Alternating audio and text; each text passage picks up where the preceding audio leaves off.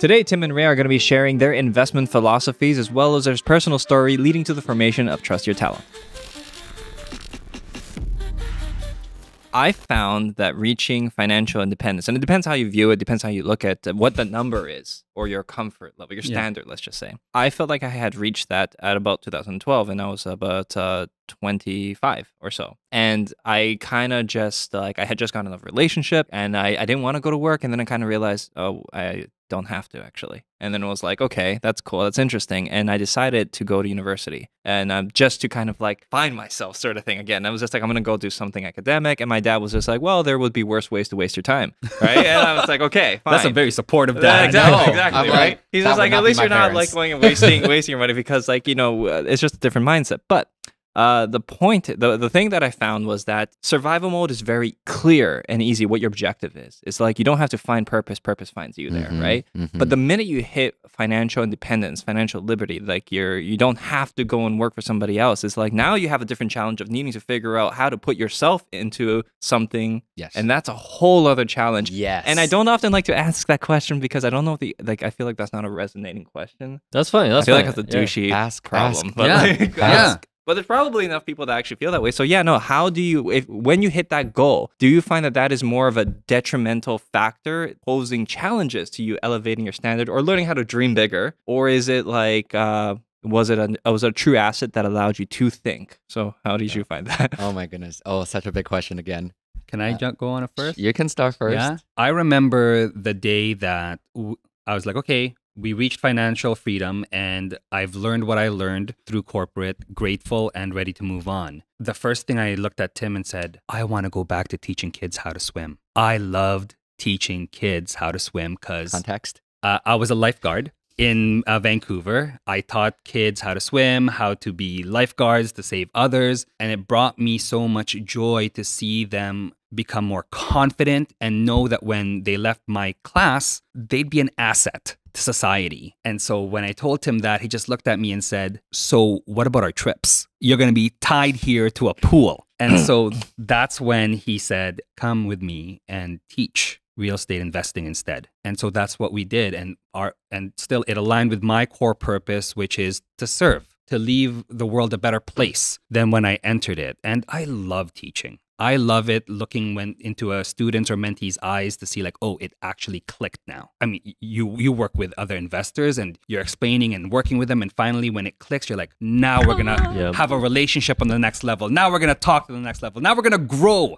at the next level. And for both of us, yes, it's challenging, fuels us. And so when we're no longer in a state of how do I pay my bills, it's how do we create impact is what drives us forward. That's the next big goal. How many lives can we make better? Yeah. It is very satisfying when you see that mind-blowing moment where you're like, oh, you finally got what we're talking about. Yes. And this is why a lot of people, when they first come into Trust Your Talent, I mean, they've already heard about the different strategies that they're going to be learning when it comes to using real estate investing. However, everybody in the Trust Your Talent Academy community, I can vouch for is that everybody knows that our mission statement, everybody in the community knows what the mission statement is, not just us as the trainers and founders and mentors, every single person, because that's what they identify with. And more importantly, from day one, we always say that Trust Your Talent has 5 core values and that everybody can relate to and identify with. And first one is health, and health is wealth. I don't know if I need to elaborate on that. I'm going to park it.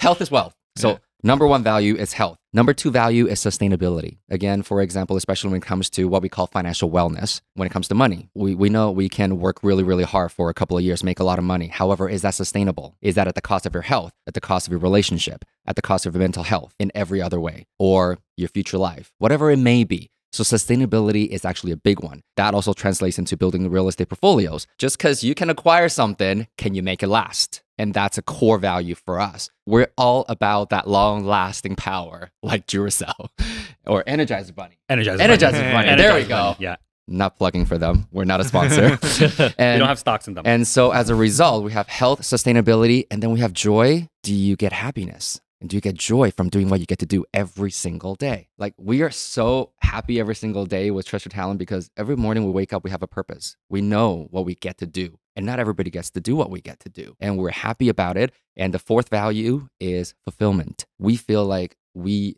have answered the calling And this is not a religious comment. It just, we feel like we have answered our calling. And last value is impact. And that is not just, again, the trainers and the mentors. It's the fact that, again, we train our students, especially when you need to scale, you need access to OPM. It's not about begging for money. It's not about asking for money or cheating for money. It is about sharing the wealth and building yourself so that you have the wealth of knowledge and experiences backing you, the entire community, so that you can create greater impact. Because we started out, I mean, I didn't really finish my story earlier. The short version of it was that when I was seeing all my statements and my investments shrinking rather than growing back in 2009, I decided that, oh my God, I got to take all my money out and put in real estate, because real estate's safe, right? If you just park money in real estate, it's always going to grow. And so 2009, I was 27 years old. Like I said, climbing the corporate ladder. One of my coworkers at the time was my mother's age, literally twice my age. And in my little head right now, my young mind said, young mind says, we're at the same position, at the same level. We make the same amount of money because it's a public company. So a lot of the management positions, the salary's all open to everybody to know. Why do you get to go on 4 or 5 vacations a year? You drive way nicer car and you have more cars. You live in a much nicer neighborhood with a much more beautiful house. What am I missing here? I mean, of course, I'm forgetting the 27 years of accumulation of wealth. However, my young mind didn't know. I did ask her, what do you do with your money? And then she just goes, well, I invest my money in real estate. I'm like, oh, that's awesome. Can you introduce me? Or how do you do it? Can you show me? She goes, yeah, I just work with this guy. I have a guy. Sat down. I actually brought my checkbook with me already. I'm always dating myself.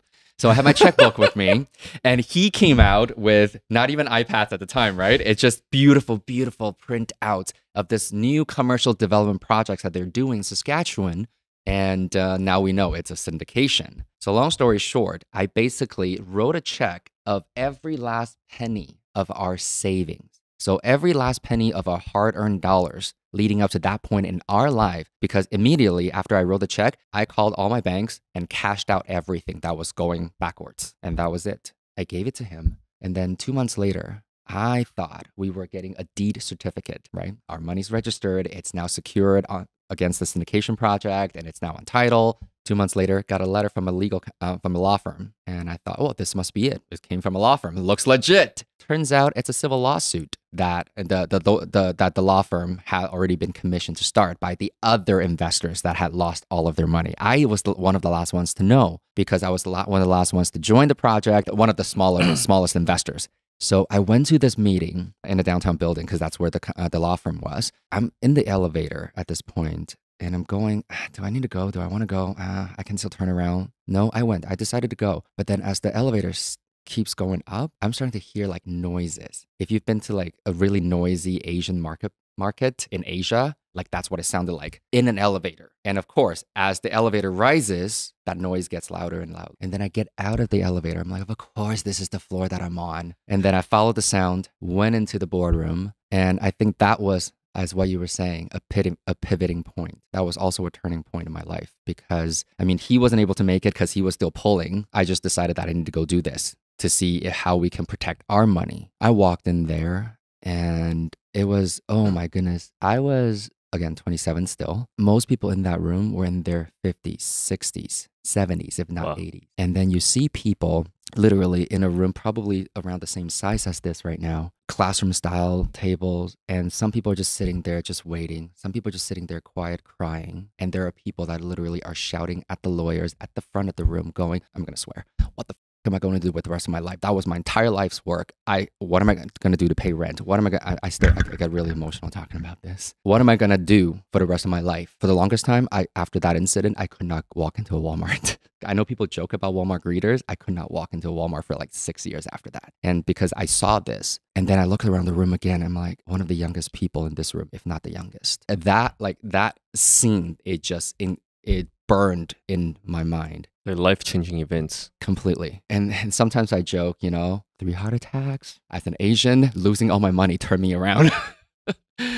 And so like it was, I was so emotional that day, but I was numb at the same time. I had like no physical reaction other than maybe I was scared, I was pissed off, I was angry. How could somebody take people's money and run? And how could somebody treat people that are their parents and grandparents' age like that? So I decided not to join the civil lawsuit because I thought, oh my God, my measly $50,000. That was another wake up call, by the way, making six figures for 3 years straight and only have $50,000 left to invest in this project. I learned that there were people that literally, when 2008 happened, they cashed out $1 million, $2 million of RSPs because it was supposed to be 3 or 4 million. It got cut overnight. And they thought the same thing I did, real estate safe, but they didn't know what they were doing. And that was such a huge turning point for both of us that, hang on a second, we can continue to pull these hours, but it's not sustainable. We're both already getting sick physically and mentally and emotionally from our jobs, and it's soul sucking. And we can work like dogs for the next 30, 40 years and have this happen to us. What do we got to do now to protect what we are building? How did you make a comeback from that? And how did that affect your relationship? We decided to invest in ourselves, get ourselves educated, and we grew. I mean, the only way when we've ever faced setbacks is to outgrow the setback. We learned new strategies. We expanded into different markets. And that's why when we say or share with our students that, hey, it's 2 by 2, we're not just saying it because it's a nice number. It's because we lived it. And there was a lesson that led us to, hey, don't follow our footsteps, do better. Yeah. How did you prepare yourself mentally though? Because at that time, obviously, it's the first time you invest. Yeah. Most people actually, I believe, will decide to, okay, real estate is no longer for me. I think it has a lot to do with my childhood. Every piece of real estate that my mom bought in Taiwan, they all went down in value. And growing up, I always saw my friends' parents going, oh yeah, you know, they're acquiring properties and their wealth is growing. And I just figured there's got to be something there that I didn't know. And especially losing my money, and I think this was probably the competitor in me, was that I'm going to show you that I can still make money from real estate. However, like I said, I was really numb coming out of it. So about, I think a week or so after, I was driving to an appointment for work, and then this radio ad came on. No XM, no Sirius XM yet. I was listening to radio and it was like, oh, come and learn how to invest in real estate properly. And I just believe that everything happens for a reason. And so blindly, I just went, and the rest is kind of history. That was it, Rich Dad Poor Dad? That was Rich Dad education back in those days. And so again, at this point, we had no money. And in 2010, we invested $50,000. Based on inflation today, that's like $80,000 in education. Looking back, hindsight's always 20/20. And we would do that over and over again. In fact, we have, because we are in this business. Most people don't know that every single year, each of us, and together, we do different personal development programs that could be professional, that could be personal, that could be mental development, that could still be investing, training as well. Every single year, we'll continue to invest in ourselves because we see the return multiple times. Went to that event, and I think fear at that time now was I needed to learn how to do this because I will not become one of those people in that room 40 years, 50 years from now. Nobody will ever cheat me out of my money. I need to protect it. Like, I think that became a very strong emotional hold on me, and that became an anchor on me. You can crush a lot of people, to be honest. In today's market, there has been a lot of volatility. So a lot of ups and downs. People made money, people are losing money, and right now people are wondering, like, what should they do? Especially people who were investing in real estate and they have suffered losses. It's crazy when you see properties where you can tell that they had to walk away from like a couple $100,000. And for a lot of people, that was everything. And they've lost money. And there is a degree of fortitude that you guys are talking about, mental fortitude that somebody has to have or exercise in order to overcome this. Like, what do you tell people in order to be able to manage this and get out of this, come out on top, adjust? What do you tell people? Well, from a training perspective, obviously, you know, the goal is that they don't have to suffer through this. However, we don't have a crystal ball. We don't control the general economy and what the governments decide to do. However, the plan from day one will take that into consideration, because one of the biggest things that we do when we're mentoring our students is the mentor will have the opportunity to really do deep dive questions, and just through their interactions during, you know, their entire progress through the TYT journey to figure out every person's risk tolerance. That is very, very different for every single person. And their goal is very different too. I mean, somebody that is making, you know, that's an engineer that's been in the industry for 20 years, making $350,000 a year potentially, versus somebody that is making $35,000 a year still, maybe embarking on the same type of project. And, you know, anytime that something goes wrong, the implications are massively different. And so we go into those kind of ways to figure out, okay, what if this happened? What if that happened? We do a lot of these, mindset and scenario based questions so that we can figure out how we can best guide the students, investors from day one. Obviously, the biggest word that I have for everybody is still scale. And I think most people are definitely scaling the wrong way. And if you knew me, you know that I'm usually a spectrum guy. I don't like right or wrong, black or white. Most things to me operate on a spectrum. However, I do believe that a lot of people, amateurs especially, operate the wrong way. And that's why I said, they bird themselves into depression because all of a sudden, oh my God, I've worked so hard for the last 5 years. I've accumulated a portfolio of 14 properties, and yet my cash flow is $1,000 a month. Yeah, I can tell people I got almost infinite return on my entire portfolio. However, now you're on the verge of bankruptcy and you're depressed. Kids don't see you. Your wives don't see you. Your husbands don't see you. What's the fun in that? And so again, scaling means that you have to be able to build that mindset in that you are doing the world some good with the knowledge and the education and the support that you have behind you. And the plan that you have is going to make an impact financially, emotionally, mentally, physically, in whatever way to help others so that it helps you raise funds. And so I know you've met with Brooke as well. Brooke teaches creative financing. And so she touches a lot on that. However, creative financing to us is what I usually call hard strategies, right? So if you do seller financing, that's more of a hard strategy, meaning you learn how to execute it. At the same time, teaches what we call raising funds for your business. It's more on the soft strategy side of things. It's how you communicate with people, how you negotiate, how do you present, how do you really do a proper consultation so you find out whether or not you actually align. And I think most people fear of failure, most of us back most of the times. And people are scared of looking bad too when they get a no. But I think this is where really that tenacity has to come in as well. And again, I believe that can be trained. Yes, a lot of that could be innate. However, I do believe that mindset can be slowly trained and tuned up.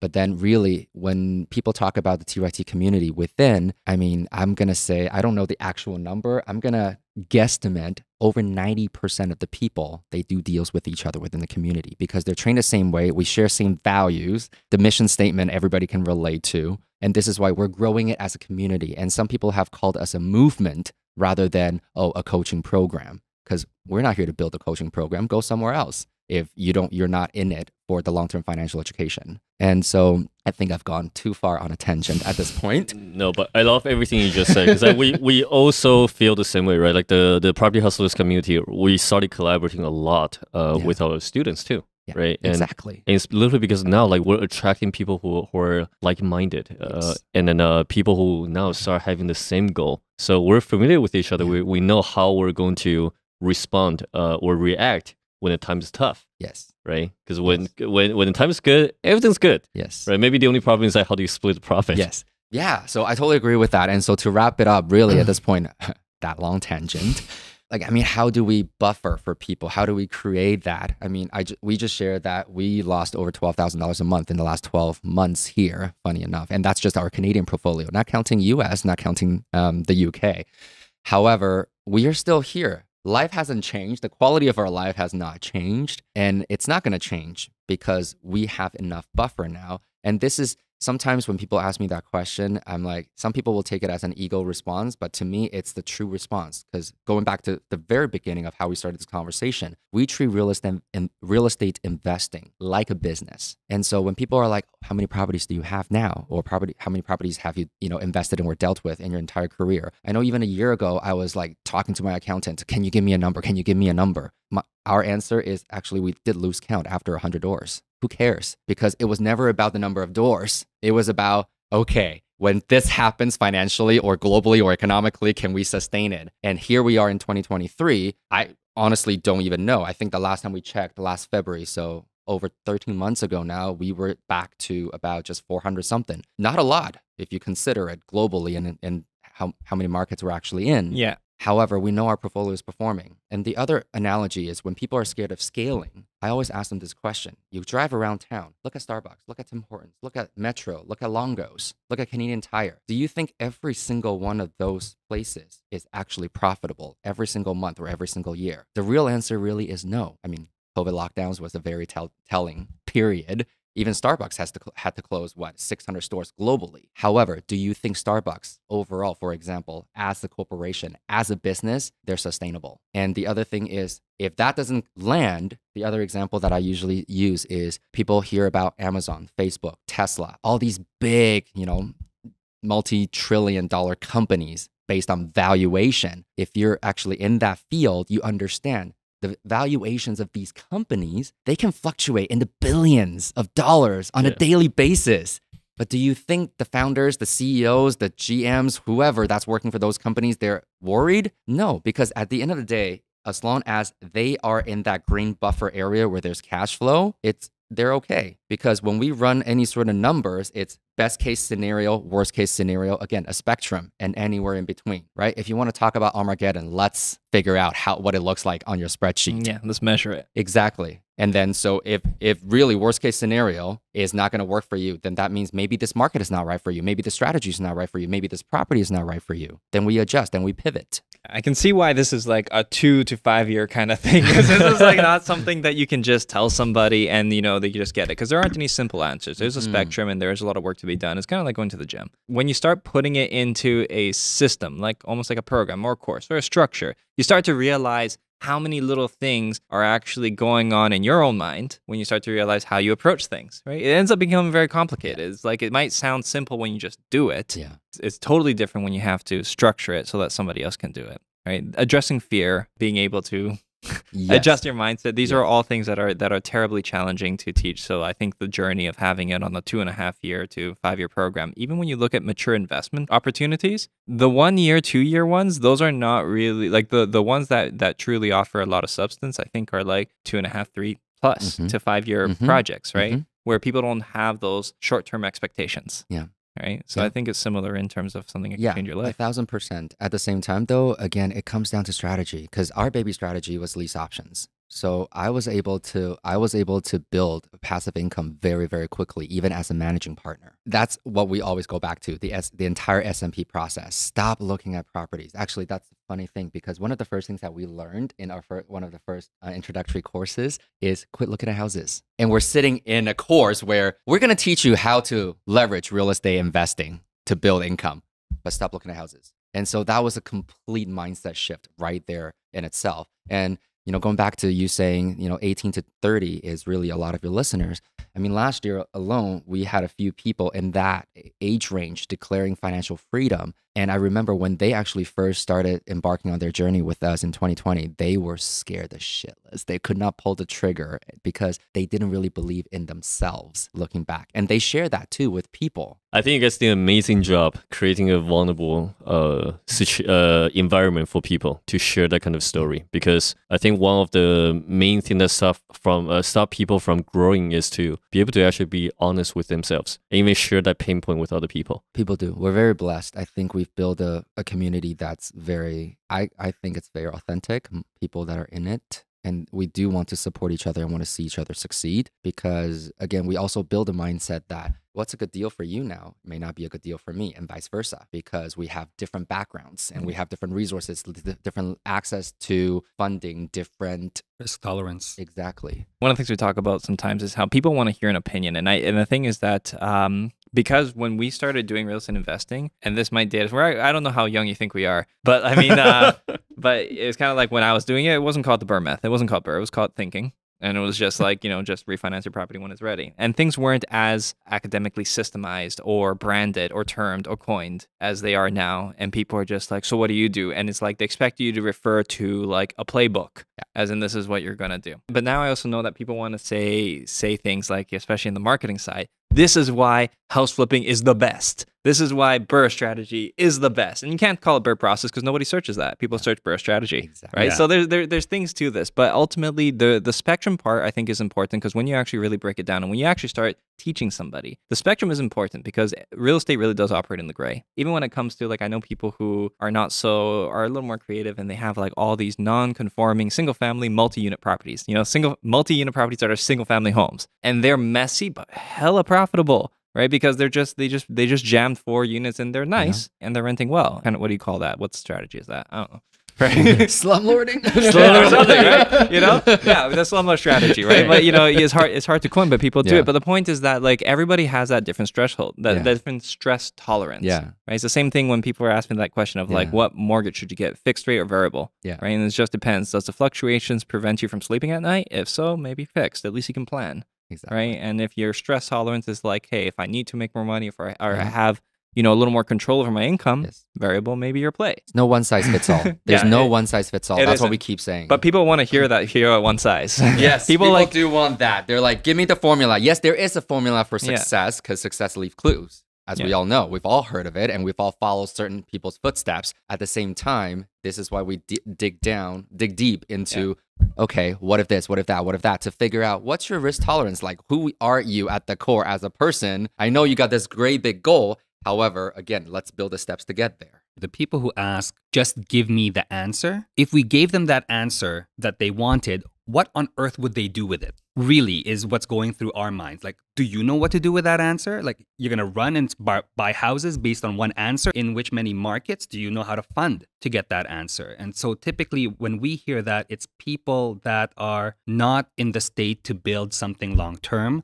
They're looking to get rich quick. And those are the people that, again, in this market are in trouble because they saw something on YouTube, they read a book once, they saw a meme that said, if you're going to be rich, this is the strategy. Meanwhile, the person that wrote that meme is somewhere in the UK or Scotland looking about a different type of property than here in Ontario. And they totally have different rules around lending, different types of property management, and they just took it completely out of context. One of his favorite words is context.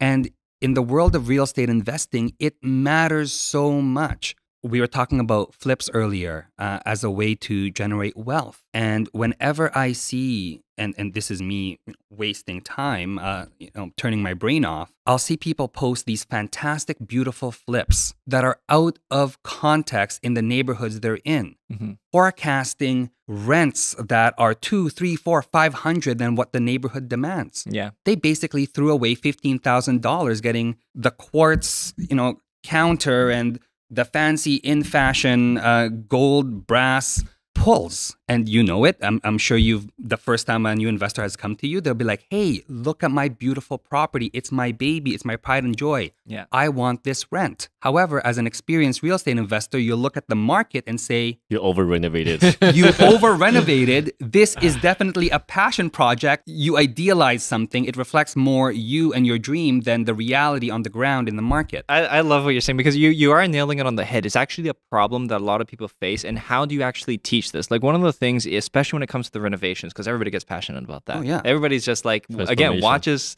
HGTV and they're just like, it's going to be just like that. I'm going to go in with my wife. She's going to pick the appliances and she's going to pick the kitchen colors. And then we're going to do this. And we did meet a guy like that who actually renovated a property well beyond the financial threshold of the neighborhood. And to which he responded, well, if I hold it long enough, it will still come back. And yes, that's true. But you didn't need to renovate it to have that effect, right? And there's also nothing wrong with having a passion project. As long as you can identify the difference, there's nothing wrong with making emotional decisions. Yes. Emotional decisions are fine. It's just know you're making an emotional decision and not a business decision. Exactly. If your spreadsheet, like you referred to, doesn't dictate doesn't lead to the goal, it's okay to do otherwise, but just don't kid yourself. We always say that this journey is more internal than external. I mean, I get it. It's really fun to look at the before and after pretty pictures. It just because we're people, we're human beings, and it just we grew up hearing pictures that worth 1,000 words. And it's believable. And plus, it's a hard asset. So you can see, you can touch it. It's more believable. However, that's where people get in trouble, as we all know, because really it all comes down to, it becomes an ego play. The focus really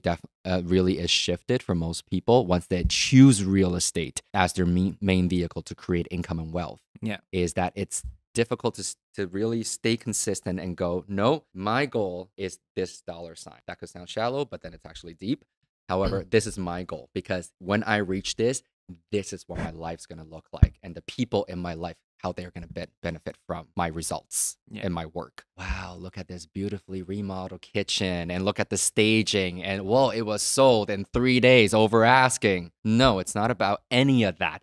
All that is great. That's just bonus. No different than we always say, cash flow is king. Appreciation is just bonus. That's all bonuses. And that's why it's usually financial education, especially doing what we do at TYT. It's not sexy because we're not lining up with our students to go buy pre-sale condos. We're going into places where maybe there's a needle on the ground, there's dog poop in the corner, and the carpet's completely run down. There's mold growing and looks like it's gonna grab you at any moment. Somebody goes in there, is like, "Do you smell that?" And the other guy's like, "It's money, right?" Exactly. You spill money. Exactly. Yeah. It's like, no, I meant the dog shit. Yeah. Yeah. But yeah, good point. Remember, so this is going to be specific for Hamilton. Oh, Remember on God. that mentorship we Yes. went together? Is that what you're talking about?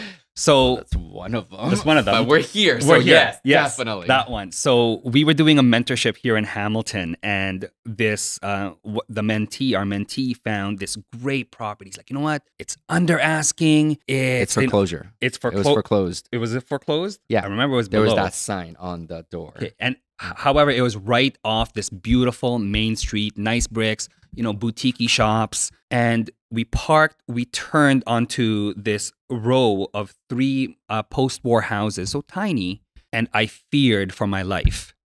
And I don't know if you know Vancouver area. I'm from Surrey. That's where it was the crime, car theft capital of Canada for a long time. So I didn't think I was easily scared.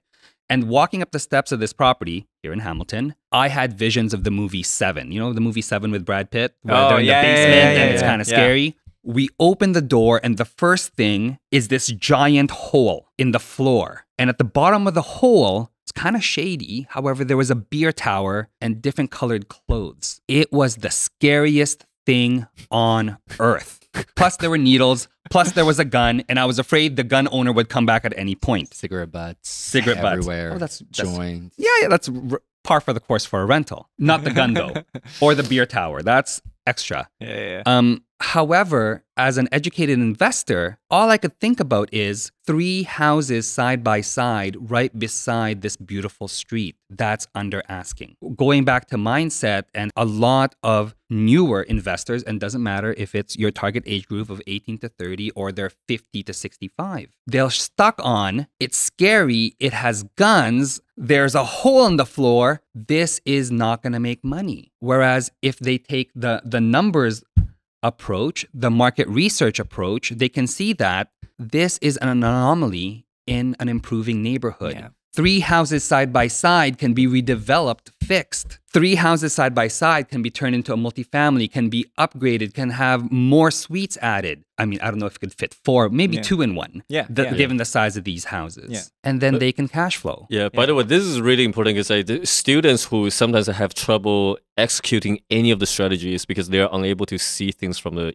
experienced investor's lens, right? So you gotta have some vision and creativity when we're looking for properties. I mean, with that property, it was the landlord who just abandoned it. Yeah. And then I don't know if you've heard of the broken windows theory. If you leave a crummy property, everybody's going to treat that neighborhood like the crummy environment that it is. Mm-hmm. If you fixed it up like the main street 2 houses away, I could not imagine a property in that situation with a gun, with a needle, a hole in the ground from the movie Seven or Silence of the Lambs in it. I'm sure I'm painting that picture for you here. Educated real estate investors or an educated real estate investor, we can see past that because we can see that it's only a matter of time. Or, it's 3 houses together, but the 2 houses on either side are pristine and have of ownership. I mean, even for some of our mentees, when they're on a mentorship, they get to ask a question of, in your experience, what are the 3 things that could happen here, good or bad? And then we enable them to make decisions for themselves based on their risk tolerance and their goals. Yeah. So to quickly answer your question, this might be a little anticlimactic because the short answer is they did not proceed with that property because we sat down and ran numbers in every way possible, and they just realized that it was too much to take on. And this was in our previous life with Rich Dad as mentors. And so there were certain rules that, we had to follow because what I would have done is basically ask the students to package it out. And, we've done all the due diligence already. Package it out. Perhaps there is another more experienced and seasoned investors that can actually take on that scenario because you've already done all the work. Exactly. Yeah. Right. And somebody else, one person's trash, another person's treasure. Yeah. That's the whole concept of wholesale. However, again, when we talk about wholesale, I really need to say this. Important. It's important because, oh my God, because this is one of the things that we've also been fighting against, not just from a trust your talent perspective, but even just from a real estate investor ourselves perspective, because there were so many courses and coaches just teaching people how to wholesale. And they're always asking 5,000, 5,000, 5,000. That's it. And I'm like, no. Wholesale fees, replacement fees, however you want to call it, legally it's assignment. However, whatever you want to call it, you charge based on how much value you've added to the deal. The market will tell you your value at that point. And so I don't believe that there is a fixed fee for wholesale, because I always give the example that I've had students that decide that, hey, you know what, I'm a single mom and I'm willing to hustle right now. And what I'm going to do is, I don't like the idea of JV. I want to keep all my deals clean. What that means is I'm going to combine wholesale as a strategy with multifamilies or with lease options so that I can build my passive income, both long-term and short-term. And so that's how we do the 3x3 strategies, the 3x3 approach, as I mentioned earlier. That's your three strategies right there. One of my students, what she decided, funny enough, you said Sarnia, and this is a 9-year-old example now at this point, because I haven't come across anybody that's willing to do that, even though I share that story with a lot of our students, is that back in those days, things were super cheap in Sarnia 9 years ago. Think about that. Yeah. And this was really when they were just kind of going up a little bit, right?